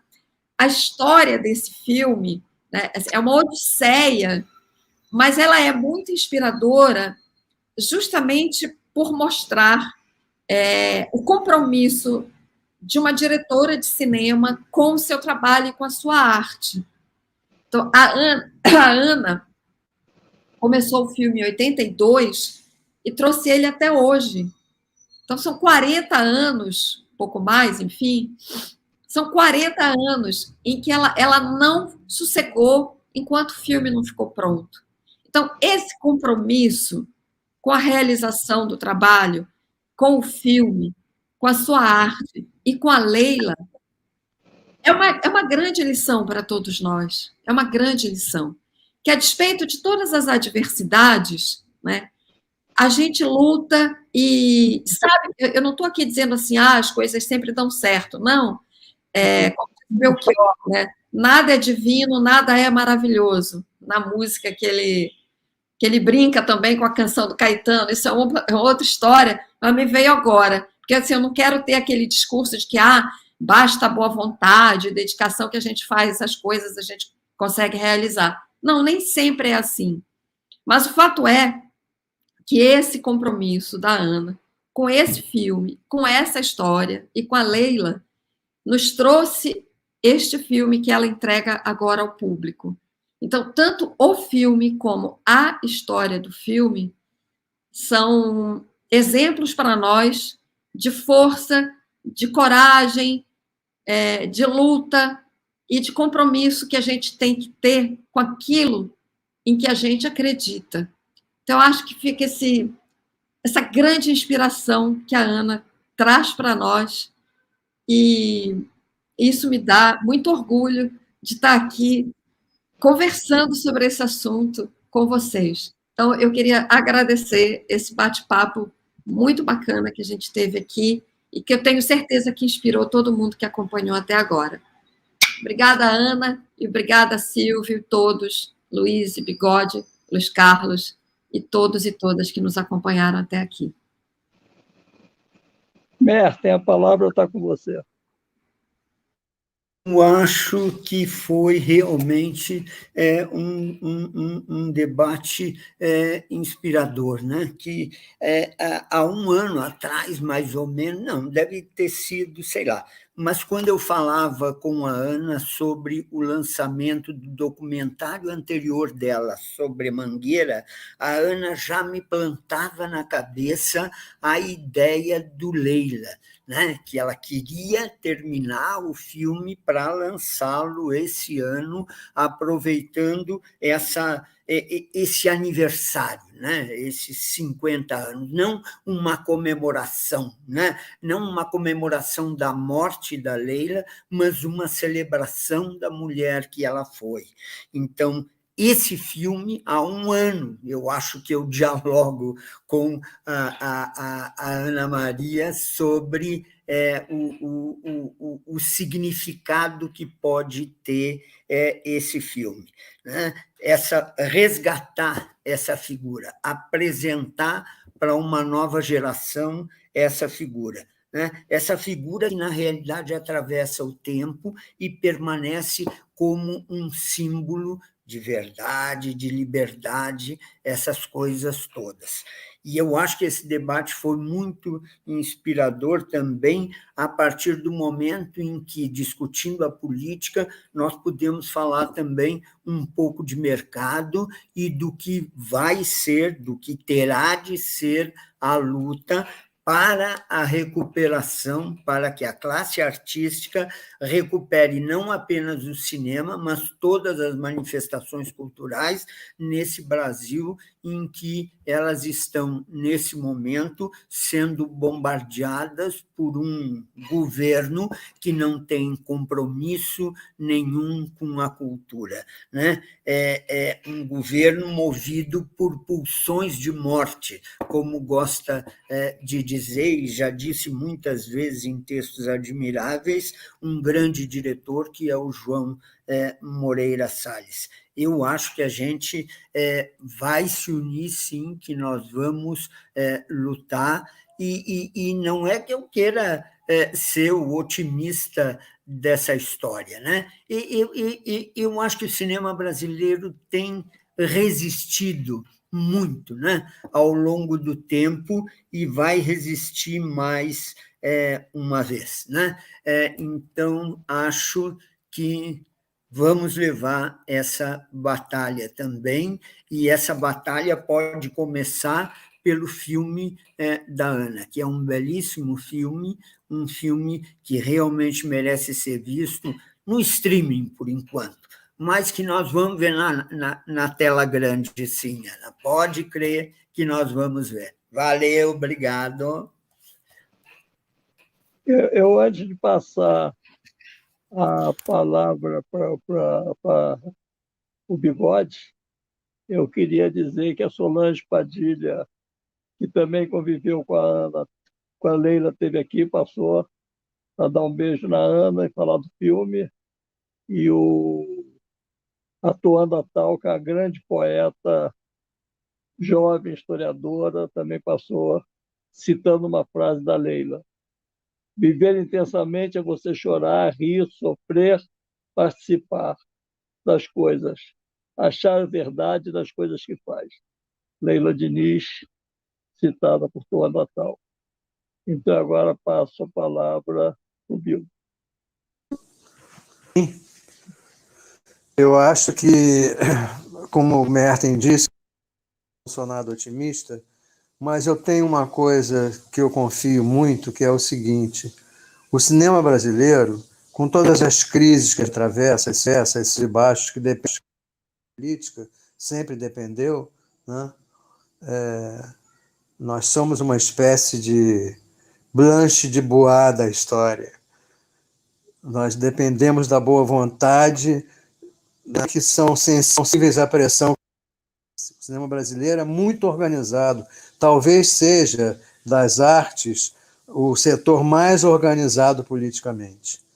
E todas essas crises, com todos esses altos e baixos, nós temos uma cinematografia potente, uma cinematografia que é o registro da nossa identidade, da mesma forma que é a literatura, que são as artes plásticas, que é a música, que é a dança, todas as manifestações artísticas que o cinema brasileiro também tem.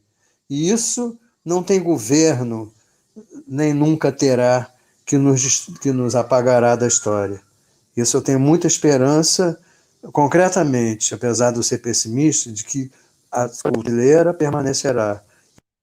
O cinema brasileiro está dentro dela. E eu acho que o filme da Ana, independente da Leila não ser a desfraudadora de bandeiras, o filme da Ana nos serve, que fazemos cinema, como uma bandeira de luta para os novos.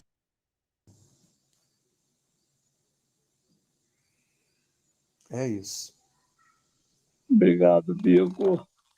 Eu vou passar a palavra agora para Luiz Cardoso.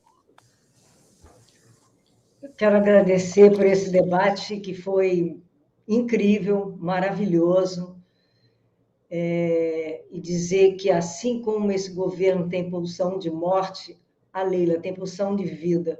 E o filme da Ana é pura vida. Então, hoje, a partir de 7 horas, está lá no Itaú, no site do Itaú Cultural Play. Quem não viu, veja. De hoje, de 7 às 23 horas. É um grande filme. Bom, Luiz, que você lembrou, são 15 para as 7, então daqui a pouquinho o filme está no ar. É o tempo da gente sair daqui, quem não assistiu, entrar para assistir, porque vale a pena. Eu queria agradecer a presença de vocês todos e passar a palavra para a Ana Maria Magalhães, poder, então, encerrar o debate. Eu vou agradecer ao Rubem Ragone, ao Zé Bucão, Zezé Sack, Vera Perfeito, Rodolfo Eleonora, Miro, por essa frente que a gente montou, de debater coletivamente o cinema brasileiro a partir da arte e democracia, a partir do filme da Ana Maria Magalhães sobre a Leila Diniz, Duas Gigantes. Obrigado, Cristina, por ter puxado, obrigado, Merten, por ter comparecido, e você também puxou no Festival de Brasília, você falou esse filme é imprescindível. Obrigado, Bigo, pela tua presença, sempre carinhosa e amiga. Obrigado, Luiz. Aninha, você com a palavra. Bom, eu só posso agradecer muito a vocês todos, né? A cada um, inclusive, né? Ao Bigode, que eu conheci quando eu conheci a Leila, quando eu me aproximei mais da Leila, né? Em 1969, no filme do Nelson, eu já conhecia a Leila, já tinha feito Guerra de Areia com ela, já tinha tomado chopp, já tinha feito tudo mais, amizade mesmo, foi ali. Então, agradecer ao Bigode a presença dele, a generosidade dele vir debater. A Luísa Cardoso, atriz, que foi Leila 2 vezes, né, Luísa? A minha musa, Cristina Serra, que é a minha musa, que eu leio com muito prazer na Folha de São Paulo, mandando pau nesse governo. Cada vez que eu leio, eu digo, Cristina, me leva para cima, porque a gente, às vezes, cai um pouco para baixo, diante desse quadro que está aí, essa pandemia, tudo junto. Agradecer ao Merten, também a generosidade, a compreensão, o estímulo, porque o Merten lá em Brasília, lá em São Paulo, me deu uma bronca, que eu não tinha inscrito só em Brasília, tinha feito na Mostra, e passou na Mostra e atrapalhou Brasília. Então, o Merten me chamou às falas, eu não tinha bola de cristal para saber, né? Mas, de qualquer maneira, foi um feito incrível, porque é um filme que foi nos 3 festivais, na Mostra, em Brasília e no Festival do Rio. Isso é uma coisa raríssima. Agradecer ao nosso anfitrião, Silvio Tendler, que tem sido super parceiro meu esse ano inteiro, e isso nos dá muita, assim, nos inspira e também nos estimula, porque eu confesso sinceramente, eu estava assim, querendo dizer tchau, cinema, não aguento mais, vou escrever meu livro, acabar meu livro, que eu preciso acabar, porque está muito chato. Mas aí vocês vêm e botam essa pilha toda, né? E aí eu já fico com vontade, já pensando em outras coisas. E quem sabe, a primeira coisa que vocês me fizeram pensar é passar esse filme no cinema no segundo semestre. Vamos lá, vocês sabem que eu sou dura na queda. Se começar a botar isso na cabeça, vai ser fogo. Mas, de qualquer maneira, muito obrigada, Silvio, muito obrigada a cada um. E muito obrigada a todos que estão nos ouvindo e acompanhando, e ao público que tem sido maravilhoso, tem compreendido o filme, tem recebido o recado, tem me retornado com muito carinho. Então, muito obrigada a todos. Foi lindo esse debate, gente. Vou guardar sempre no meu coração.